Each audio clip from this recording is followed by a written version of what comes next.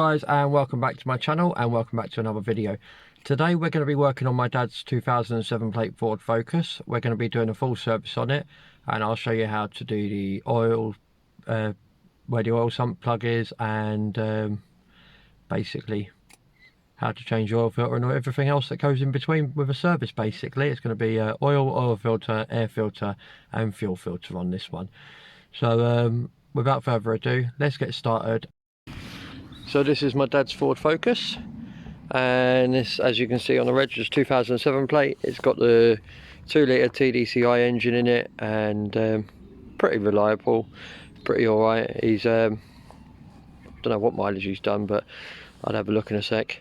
But yeah, let's get you on the tripod. Also get this jacked up. We won't be taking the wheels off, but we will have to take the undercarriage bit off, which is basically plastic covers underneath there. Get all that off. I'll show you where all the bolts are for that, and basically we got to pull all this off as well, because we've got to get better access down here somewhere. But anyway, let's get you on the tripod, get the car jacked up, and we'll actually go from there. So it's all jacked up. Let's show you what the first job is that I need to do. I like to get the oil out of the engine first before I do anything else, because while that's draining I can do things like air filter and other bits, but that's how I like to normally do my service. But let's get you under here. Basically we've got this under tray here, which is all fixed in by these T30 Torx, and these T30 Torx, there's 3 across the front like so. There's one literally just there where my foot is. There's one here in the same place, and then there's one literally just there where my finger is, and one the same side over there where that is basically. And we've got to undo all of them. There's 5 in total, and then this pan will come off. What I'm going to do is I'm going to actually take that off and then bring you guys back, because my tripod won't go low enough to show you under here, so I've got to do everything freehand under here. So it'd be better for me to do that with my hands available rather than holding the camera. So I've lost my small tripod that would have been able to allow you to show you, because we're just a little bit too low otherwise. But yeah, I'll get this cover off and I'll bring you back and show you where the oil filter is. So we've now got the cover off. This end here is the front of the car. This is the underneath, which actually goes to the engine side. But what you'll notice here as well is there's a couple of little clips, and what you'll have to do is when you then put it up underneath the car, you kind of prop it with your knee, push it onto those clips, and then it's usually easier just to put the middle one in first, just while it's propped on these clips at this side and this side. I'll now take you to the car and show you where those clips go. Those clips literally just hook on this little lip of the actual subframe itself, around this area somewhere, and then like I said, you just get your knee, prop it up against there, push it, slide it back that way, and then I would then advise just putting the middle front screw in just to hold it in place loosely while you put the rest in loose, and then do it all up. But as you can see underneath here now, we've got it all off. You'll see there's a socket on there that hasn't been accidentally left, that's been on purpose. I've just worked out that's a 13mm on the sump plug. I'm going to get a little bit further under, and then I can show you a better view of that. So yeah, the front of the car's there, and then if we come underneath the sump, you've got the oil sump plug there, which is a 13mm. So that's a 13mm I've put on there on a 3/8 ratchet. And then just up here, just past the drive shaft, you can literally just see it. If I can prop the torch up somewhere, literally just there is the oil filter, and we've got an oil filter removal tool for that, which is effectively just a 3-pronged claw, which you'll then put on. I'll show you that in a little while, but I'm not going to show you removing, but I'll show you in a little while as to what the tool is and how you use it. So we've got one sump plug here. I've cleaned it all up. You don't need to reuse this providing it's not rounded, or don't need to replace this providing it's not rounded. You can just replace the rubber O-ring, which this is what's left of the old one, rather bit chewed up and horrible, and then we've then got this nice new one to put on. So I'm just going to pop that back on the oil sump and give that all a wipe down, and then we'll get on to removing the oil filter. So here's the new oil filter. We're going to get changing this, and basically what I said about the claw aspect, that's my claw, and basically what you do is you then wind it on, it catches into these ridges as you can see, just there, catches into those ridges, and then it then grips as you turn it and undoes it. And that's how you take the oil filter off. As you turn this bit here, it will then tighten up. And let me see if I can show you the theory. As you turn it, it then grips, and then will then carry on turning to undo, just like so. And that's basically how that will undo an oil filter. So let's get this on the car now. Old oil filter is now off. This tool here is no longer needed. You only use it to undo them, not to put them back on, because some of them can be pretty tight. They shouldn't be too tight for this tool to manage getting them off. They shouldn't be, but you never know. But you should never use this to put it back on, because it goes on as tight as you can possibly do by hand only. So that's that tool finished with. This one is the one we're going to put on, and what you do is we need to make sure our hands are nice and clean for this, so I'm going to wipe them down a bit with some tissue just to make sure, and then we'll use the clean fresh oil just to lubricate the splines up a little bit, and put a nice sliver of oil, new clean oil, on there.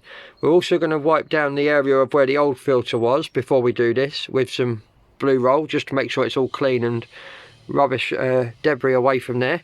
But yeah, some people would say fill this up with oil. When you're putting it that way on the side of an engine, it's impossible to do that. So I never fill them up with oil, if anyone says that aspect.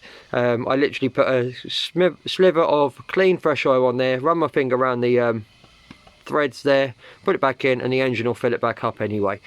So I'm going to clean where this needs to go, get this put back on, and then I'll actually take you under the car and show you what it all looks like. So we've got the sump plug back in, we've got the new oil filter up there and done. I'm just going to get this under tray cover put back on, get it on its wheels, and then we'll carry on with the service from this point onwards. So we've now got the car back on its wheels. We need to do the air filter. Let's pull this off as well, because we need to do the fuel filter underneath that, and we've got the air filter there that we need to do. So we can just pop that there for now, and we'll get started on the air filter first, I think. But we'll need, yep, 8 mils. No, for the top ones we need 7 mil. Undo the 4 on here. One hiding down the bottom here. Got to be careful you don't lose your socket on that one, because there's a wire there and it can grab the socket.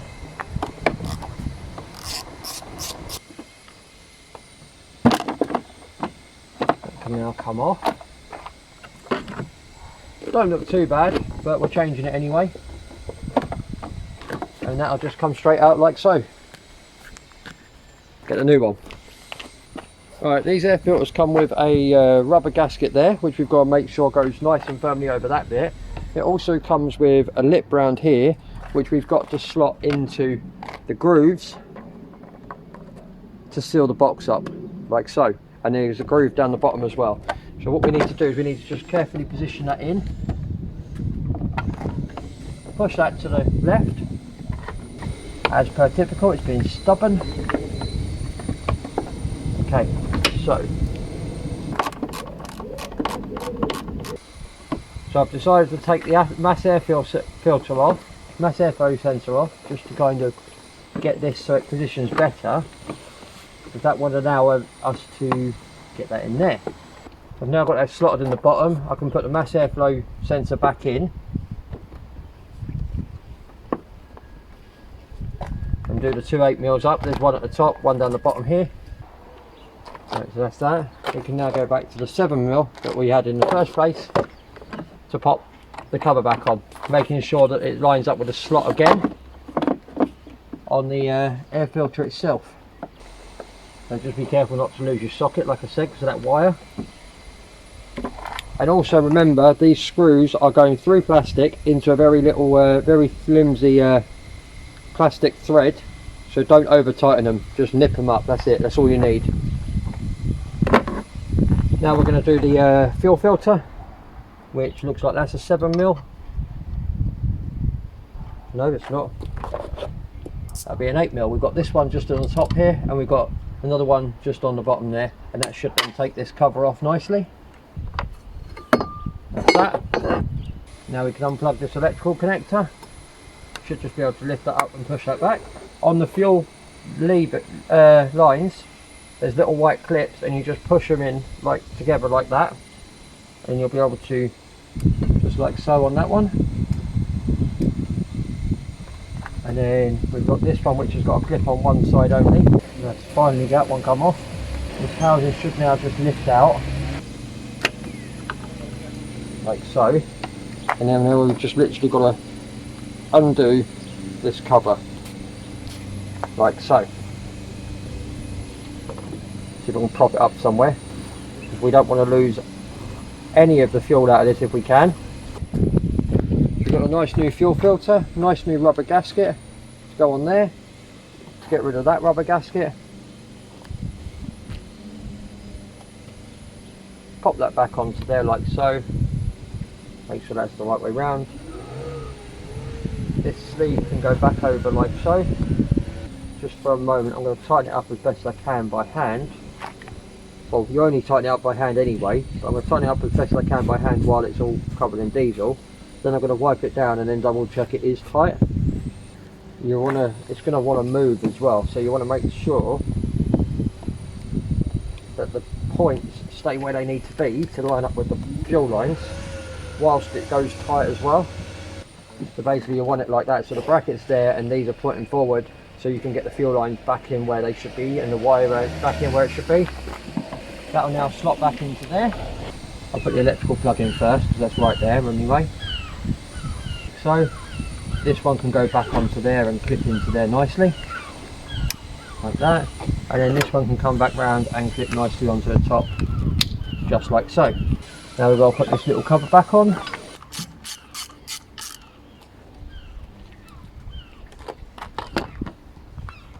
This cover can go back on.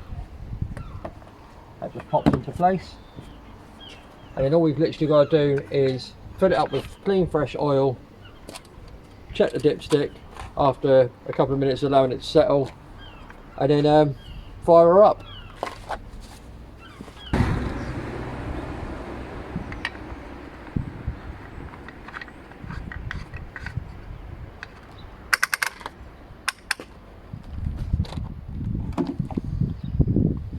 If anyone's wondering what I put in, basically that's Elf Sport 530, I think it's fully synthetic.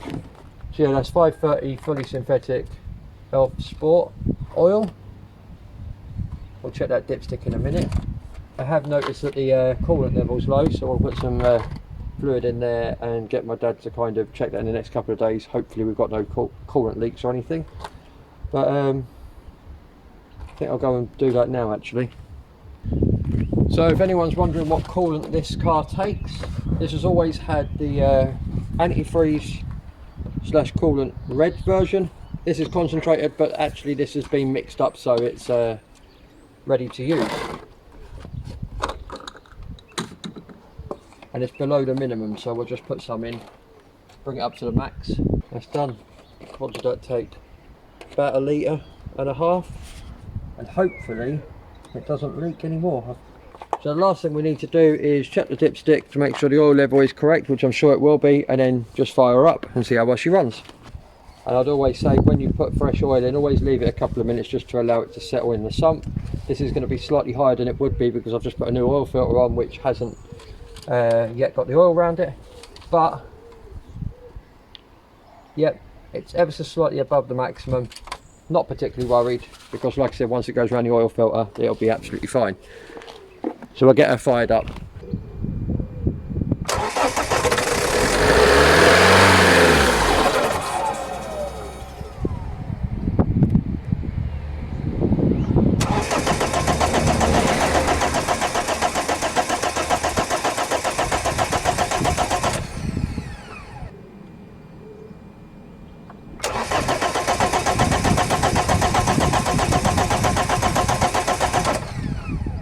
turns out my startup attempt has failed, so we need to bleed the system through to make sure there's fuel here, which there is, and then hope that we can get that back onto there, like so. And then we've then got some easy start to help it along the way.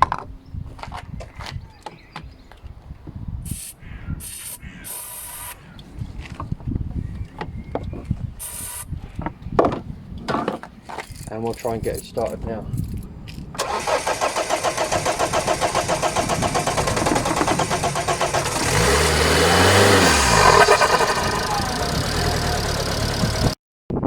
So as I've now been spraying easy start into the mass airflow sensor, just to clean it all up, I'm using some mass airflow sensor cleaner. While it's out, I might as well clean it, sort of thing. And that is now all done. So that's one service of a Ford Focus, 2007 Ford Focus 2-litre diesel all complete. Thank you for watching. Hope you enjoyed the content, and I'll put another video up in this top corner for you to watch if you're interested. My subscribe icon will be down in the bottom corner here, and I'll say bye for now, take care, stay safe, and see you in the next video. Bye for now.